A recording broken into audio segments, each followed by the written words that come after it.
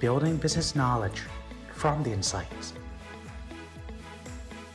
The global workforce has been confronted with many disruptions, from the adoption of technology, demographic shift, to last year, where we saw the global pandemics, a catalyst that has brought tremendous changes, not only the way we live, but also the way we work.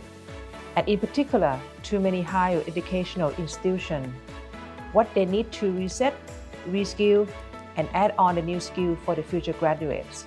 Would this call a new paradigm shift in higher education? Let's hear from an expert, Ajarn Phornvit Phacharintanakul, the Vice President for Academic Affairs, Panyaphivat Institute of Management, and he also served as Executive Advisor to CPO Public Company Limited, Thailand. Welcome, Ajarn Phornvit, to Biz&Beyond. Let's have your opinions on the future of jobs and skill requirements. Now, let me start the conversation by referring to a paper from the World Economic Forums. It's called The Future of Jobs. Inside there has a very interesting statement, say, by year 2025, at least half of the global workforce need to be reskilled. It sounds enormous. So what will be your opinions on that? Thank you, Ajarn Risa, for having me today on the program. When we start talking about reskilling, we have to understand first, what are the skills? What do we mean by that? When we talk about the professional of people, when we talk about skill, we mean something like this. If you're a medical doctor, your skill in your profession is you have to be able to diagnose patients, see what's wrong with him. If you're a marketing man, you have to be able to understand your consumers. You have to be able to sell your product by various strategies of marketing. Now, those skills normally are acquired through experience, learning theoretically, and in practice. In the past, we hardly talk about people needing a new skill because in those days, technology, even though it is progressing, is not progressing that fast compared to the past few years. I'll give you one example. Telephone set on your desk. It was invented more than 100 years ago. And it was something like that on the desk for almost 100 years. Even though the shape changes from something clumsy into something more modern and trendy. But still, the process of calling people do not change. Now, some 30 years ago, someone invented what we call wireless telephone, mobile phone. And that mobile phone was launched some 30 years only ago. But then since then, that mobile phone, which was only talk only at that time, becomes today a smartphone. And a smartphone today means you can do banking on it, you can use it as a television set. Shopping. You can shop via your telephone. Actually, you can sit at home and do everything on your telephone. Now, this is a span of only 30 years. Imagine this. It is a span of a lifetime only. So if you are 10 years old at that time and you are now 40, things changes. And during the changes that took place, a lot of jobs, a lot of skills need to be changed. Otherwise, your jobs are gone. Give you another example. Back to the telephone system. In the beginning, you cannot call people direct. You have to need somebody in the middle, called a telephone operator. You call first a telephone operator, and the operator plug you to the receiver. Now, with the changes of technology, you call people direct. What happened to the telephone operator's job? The job is gone. That means it's one good example. If you don't reskill, you don't acquire a new set of skill, you have no jobs anymore. And therefore, reskilling is something we need to talk about. And a lot of people of today, they need to learn something new. Only because technologies are taking place. Example, the robot and the AI. In the past, lawyer, for example, if they want to search for papers, cases, they need paralegal, sorry. They need a legal assistant to look through papers. And today, what you need is you need a robot with systematic checking, and their accuracy is better even than human being. So the jobs of paralegal, the legal assistant, it will be gone. Right. It will be gone. So if you happen to have those jobs, you'll be very unfortunate, because if you don't learn something new, you have no jobs anymore. Very simple. Now look at driverless car. What happens? Today, if you want to go somewhere, you don't want to drive, you need a driver, or you go public transport. Now, you buy a car, you drive from one place to the next, and you park your car. So in one day of 24 hours, you may use a car only for 2 or 3 hours, and the rest of the time, you park a car right there in your parking place. Imagine this. If all cars in the world are driverless, and you can call a car from anywhere, the car will pick you up, drop you where you want. Do you still need a car? You don't. Because you can go wherever you want, you don't need a car. So what happens in this case?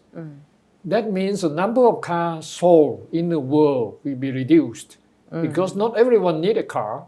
It's a car that will serve everyone anytime, go to any place. So jobs of people producing car will be less, because the demand for car will come down. So what happened to the people today engaged in the car industry? They need to learn something new. Otherwise, their jobs are gone, because the demand for their job is lower than before. And also the taxi driver The also taxi disappear. drivers are gone. There is no more taxi driver. Right. And if the car is driverless, think beyond this. It will be safer, because car accident will be less, because everything is controlled automatically. There will be less accidents on the road. If a car has less accidents, what happened to the insurance company? There will be less insurance need. So the jobs of the insurers will be reduced. Not only that, the jobs of the garage, repairing cars, the jobs of people producing car parts to replace when you have a car accident will be also reduced. So that means those people who have those jobs, they need to have a new set of skills to have a new jobs. Right. Now in that report, of course, they say that by the year 2025, something like 87 million or whatever jobs will be eliminated. But then there will be new jobs. The number of new jobs will be more than the 80 million. It will be 90 or something created. And that is why a lot of people are saying that the kids of today who go into primary school, in the next 15 years when they graduate, 65% of the jobs they will do at that time do not exist today. So that means you are training people out into the world doing something you don't even know yourself. So reskilling is a must. And people have to be aware that whatever you can do today as a skill in your job will be reduced, will be gone, will change.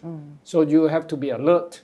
And everyone has to be alert that they need to learn something new in their lifetime, in the next 5 years, in fact, compared to their predecessors. Look at the telephone history story. During a span time of 100 years, we can say this is the lifetime of 4 generations. I used to say jokingly that you die 5 times and you are reborn and you still see the same thing. Right. So grandfather, great-grandfather, they see whatever they are born when they are a child until they are old, they see the same thing. But the kids of today, when they see this 5 years ago, it will not be the same in the next 5 years. That's right. So they have to follow the world. They have to catch up with the trend. They have to actually lead the trend. Otherwise, they will not have a happy life and a good life. Okay. Although the pace of the technology adoption has been accelerating for the past several years, but quite a number of experts still believe that machine cannot totally replace human being, because at least we have the ability to create and innovate new things. So what would be your advice to the new generation on how to balance the right skill mix for example, soft skill versus hard skill, so that they can stay competitive in the digital era? Okay, Ajarn, we talk about competency of people. When they do a job, they have their job competency. That means, as an example, if you are a teacher, you have to be able to know how to stimulate your students, how to encourage your student, how to motivate your student to learn, eager to learn, to acquire new knowledge, to have new skills for their own future survival. This is your hard skill, the jobs that you need to do. But however, skill of people, in order to perform a job well, they need to have some kind of human skill, like understanding people, how to communicate, how to make themselves understood, how to understand other people. And this is what we call soft skill. How to lead people, how to behave themselves, how to be polite, how to be on time, how to, let's say, smile, Feeling something. Now, of course, in the new world with the technology, robots take over a lot of jobs, but robots are not humans. Robots have no feeling, robots have no love, have no hatred. They don't know that they need a sleep. They don't know that they need a wake up. And therefore, the world still needs people who can handle jobs professionally well, and at the same time have to develop their own human skill of human being, which robot cannot acquire yet. And then they do not believe yet that a robot will have a feeling like a human being in a very near future. Unless somebody can say, look, we can create a robot that will have a feeling of human being, but this is probably Quite a long time. quite a long time to come. So if that is still the need, we need to develop what we call soft skill in order to support our hard skill, in order to achieve the result and efficiency of the jobs that we perform. How to balance the two? Usually, when you perform a job, it depends on your environment and customers, so to speak, and on the individual. So you have to make a judgment on yourself. This kind of soft skill will suit this person. With another group of people, you need to adapt a different approach, and that is a different set of soft skill. So this is the balancing. There is no rule because your customers also are not behaving in the same way. If the customer don't behave the same way, you cannot use the same soft skill with everyone. You may do a little bit of the same hard skill. There's no doubt. But to develop a soft skill and make use of it, apply it, you have to look at the situation and circumstances, and use your soft skill to support in order that your hard skill is performed successfully. Problem solving is also Problem solving is a good soft skill. Right. So PIM is one of the leading private universities in Thailand, and the universities adopt a very well-known work-based education model. What would be the normal assessment to our students to kind of assess them on how to make sure that their skill and readiness to work are up to the industry's expectation?